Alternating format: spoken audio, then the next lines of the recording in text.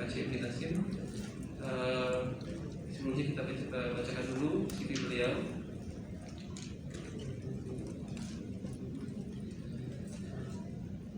Dr. Erwin Diwidiawan, PhD, SPPD KPTI, FCPV Nasim, Formal Akademik S1 di UI, kemudian dokter SPD di UI, KPTI di UI, PhD di Netherlands, doktor di UI.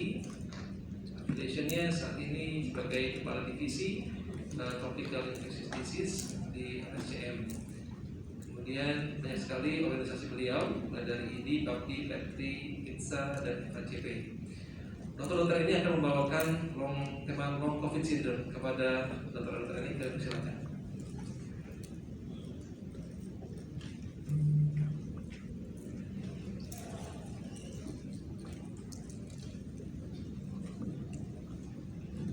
Bismillahirrahmanirrahim. Assalamualaikum warahmatullahi wabarakatuh.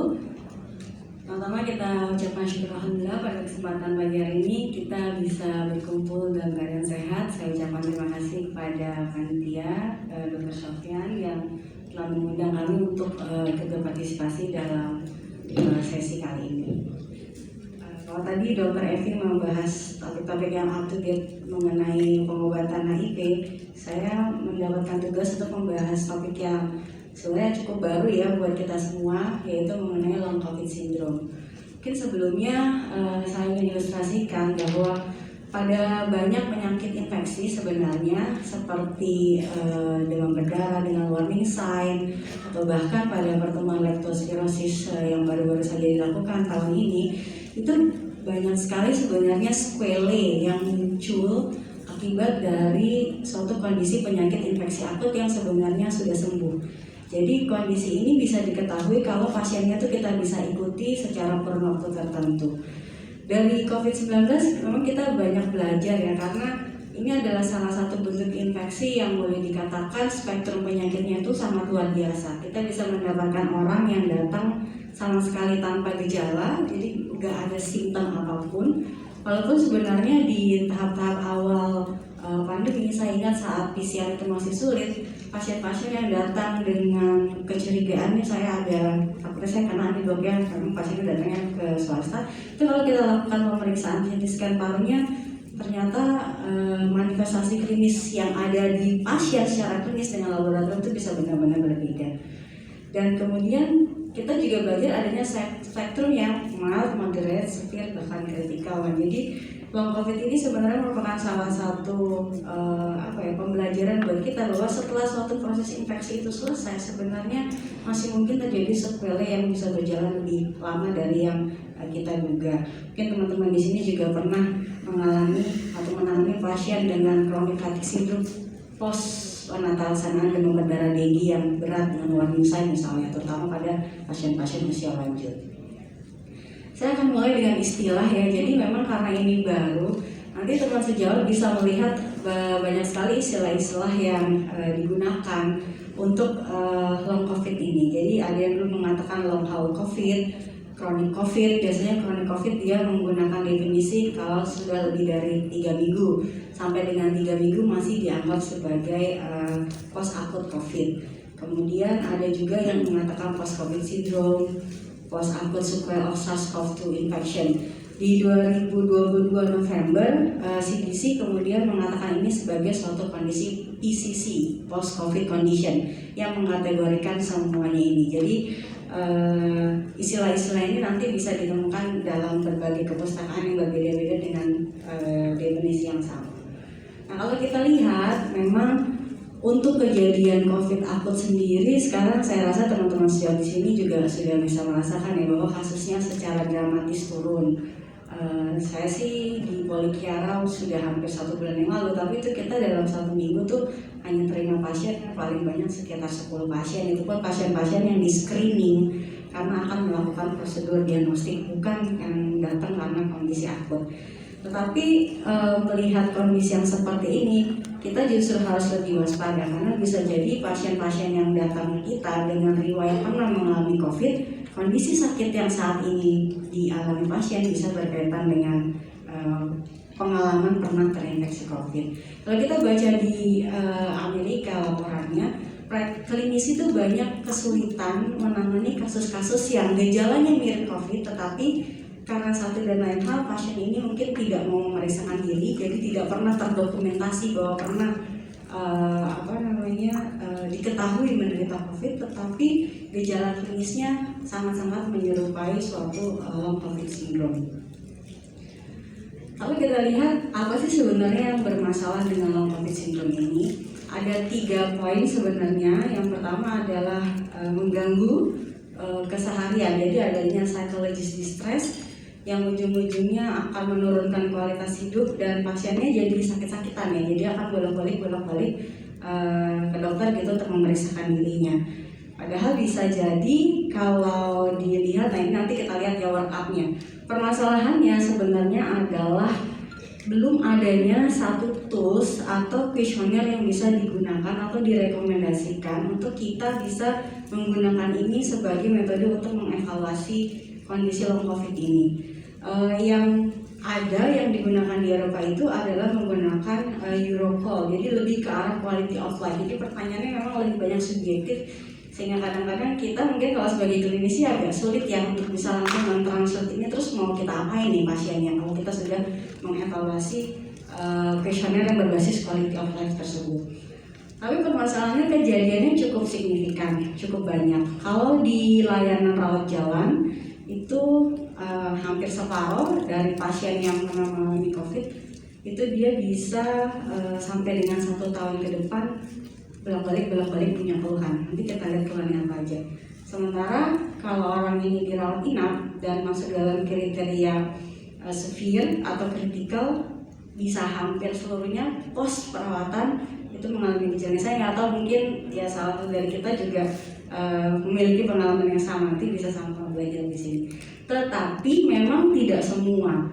Beberapa kali kami di grup investasi itu melakukan diskusi. Memang dikatakan pada waktu itu ya, sebelum era Omicron, lebih banyak keluhan post COVID ini adalah pada orang-orang di Asia.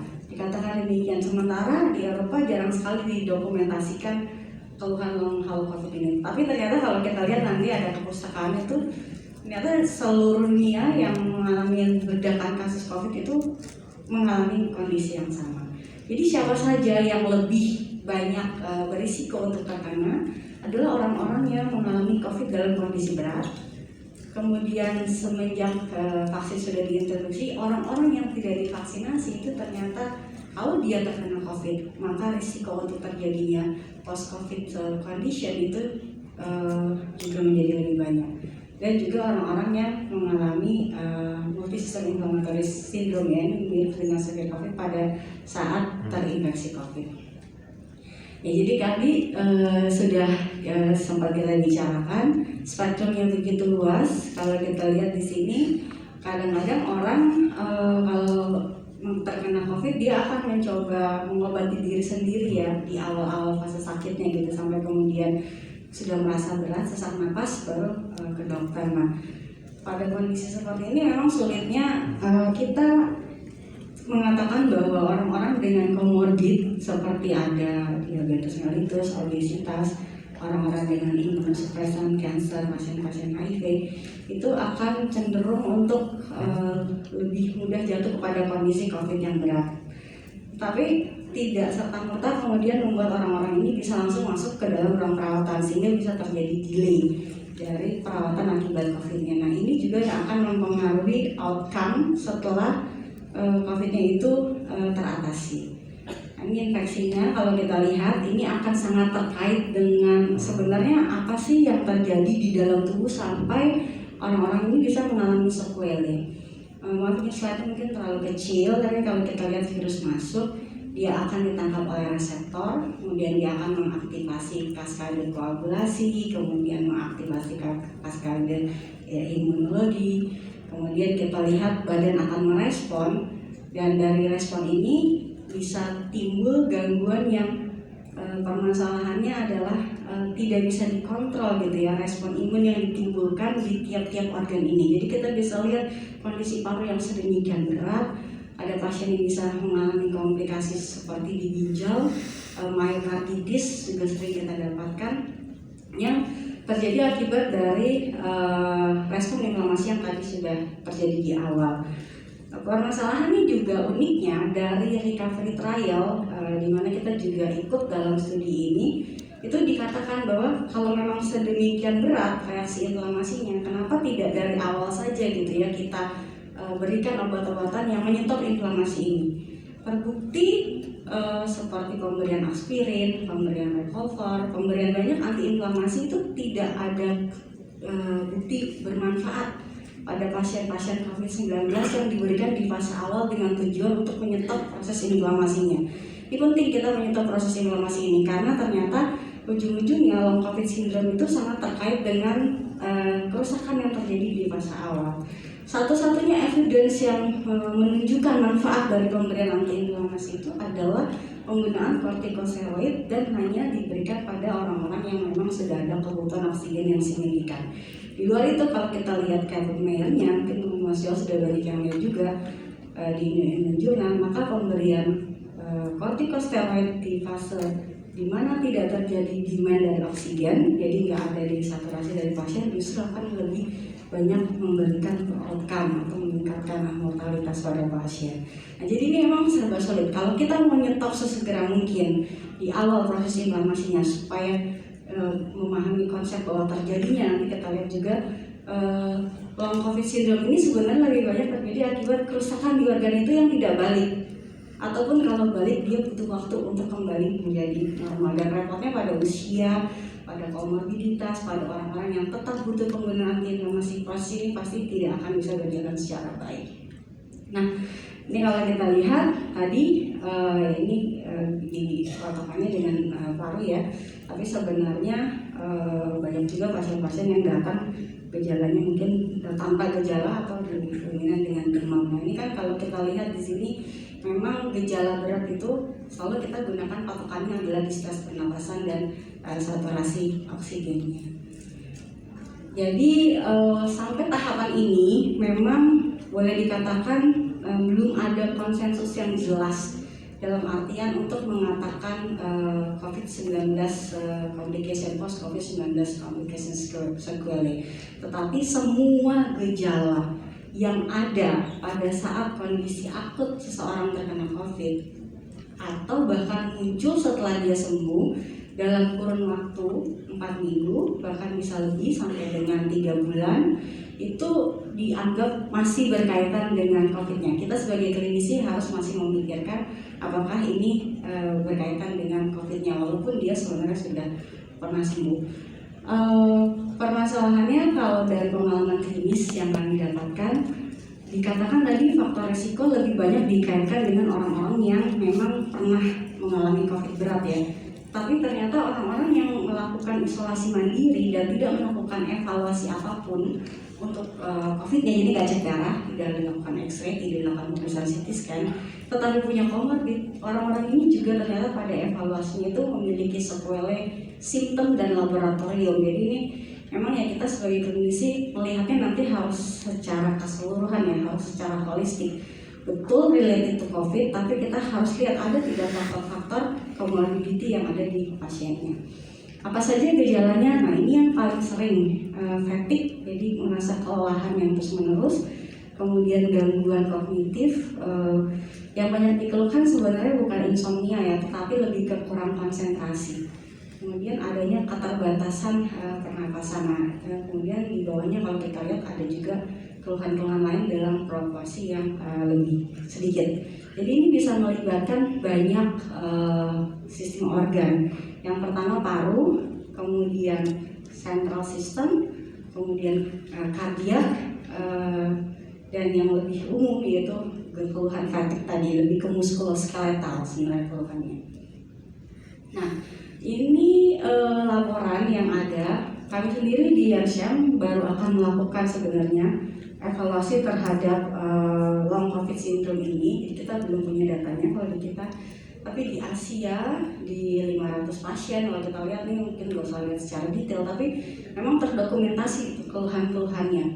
Kemudian di Eropa, di Amerika. Jadi kalau dikatakan mungkin ada persepsi bahwa orang-orang di Asia itu mungkin lebih apa ya, mungkin istilahnya kalau kita baper ya. Jadi kalau dulu kita diskusi di luar negeri tuh nggak ada tuh long COVID, mereka setelah selesai baik-baik aja. Bahkan di Belanda tuh semua tuh jarang dimasukin rumah sakit, datang COVID di rumah aja, pokoknya cuma disuplai sama vitamin dan nutrisi yang baik. Oke. Ini kalau kita lihat di Eropa, di Inggris, jadi sebenarnya semua negara tuh melaporkan. Jadi memang ini lebih banyak dari item virusnya sebenarnya sepertinya. Siapa saja yang lebih akan beresiko, hati-hati nih kalau dapat pasien perempuan lebih banyak. Nanti kita lihat meta analisisnya, usia lebih lanjut, simptoms yang lebih banyak pada saat akut berarti yang simptomatik ya, dan adanya comorbidity. Comorbidity di sini yang dia dokumentasi adalah obesitas dan asma. Ini kalau kita lihat yang di sebelah kanan, ini di sini. Ya, kalau kita lihat di sini itemnya sama, merokok tidak berpengaruh ternyata. Kalau untuk kejadian long COVID ya, kemudian orang-orang yang sudah memiliki gangguan kecemasan atau ansietas sebelumnya, itu akan cenderung memiliki keluhan tersebut. Ya, nah ini mekanismenya sebenarnya apa yang terjadi?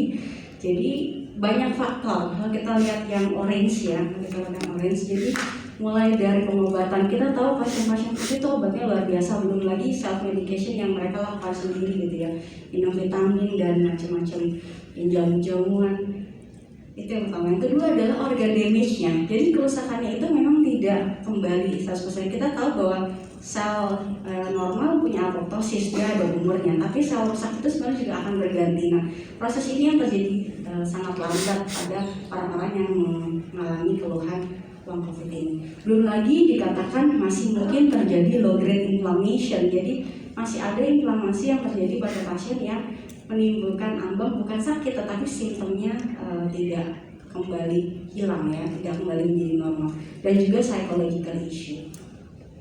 Kalau kita lihat terapinya sejauh ini memang obat tidak ada yang akan secara langsung memperbaiki semua keluhan-keluhan yang nanti dokter akan hadapi dengan pasien, tapi lebih banyak ke edukasi, jadi counseling dan juga rehabilitasi, exercise, dan bila simptomnya berat itu yang akan diberikan tata laksana secara khusus. Ada trial penggunaan obat-obatan antihistamin, tetapi ini masih trial sifatnya. Saya nggak tahu apakah yang ingin didapatkan. Memang histamin juga salah satu mediator inflamasi ya. Tapi apakah yang ingin didapat sebenarnya lebih ke efek sedasinya. Jadi belum ada rekomendasi secara khusus. Nah, ini kalau kita lihat di sini kerusakan yang terjadi di otot itu dia mengalami atrofi, bahkan mengalami damage akibat adanya mikrotrombi. Jadi mikrotrombinya ini sebenarnya yang menjadi main problem di pasien-pasien COVID. Walaupun tidak semua ya, kita lihat itu kalau kita gunakan parameter D-dimer itu D-dimernya meningkat. Ini memang ini sulit nih. Pasien juga kalau D-dimernya normal pasti gak mau dikasih antikoagulan ya, atau dikasih obat-obat untuk mengobati seperti golongan obat-obat hematologi untuk menghambat koagulasi tersebut. Di paru juga ternyata faktornya adalah blood clot. Jadi yang saat ini dianggap menjadi masalah pada terjadinya post-COVID complication itu adalah adanya trombus di sistem organ yang kemudian menimbulkan keluhan pada pasien. Slide yang terakhir ya Dr. Sofian.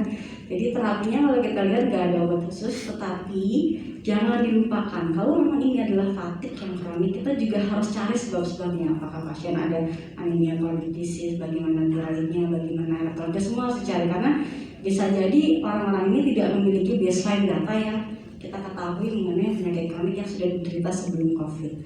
Dan ya, tadi edukasi, rehabilitasi, fisioterapi, termasuk juga support ya. Jadi mungkin jangan dikatakan enggak ini nggak apa-apa gitu, karena ada juga beberapa pasien yang pindah tuh karena orang saya kenapa-napa dok, tapi dibilangnya nggak apa-apa nih gimana gitu. Jadi ini memang satu hal yang kita sebagai internis ataupun dokter umum yang menangani pasien yang pernah mengalami COVID harus memberikan support di sisi tersebut. Ini ada salah satu dari WHO yang mungkin bisa dijadikan referensi untuk sejawat untuk dalam bentuk leaflet ya, supaya bisa paling mudah membantu pasien bisa ditranslate mungkin karena ini dalam bahasa Inggris. Saya rasa demikian yang bisa saya sampaikan. Terima kasih. Mudah-mudahan bermanfaat. Mohon maaf. Assalamualaikum warahmatullahi wabarakatuh. Waalaikumsalam warahmatullahi wabarakatuh. Terima kasih ya dokter. Baik, sebelum kita masuki sesi diskusi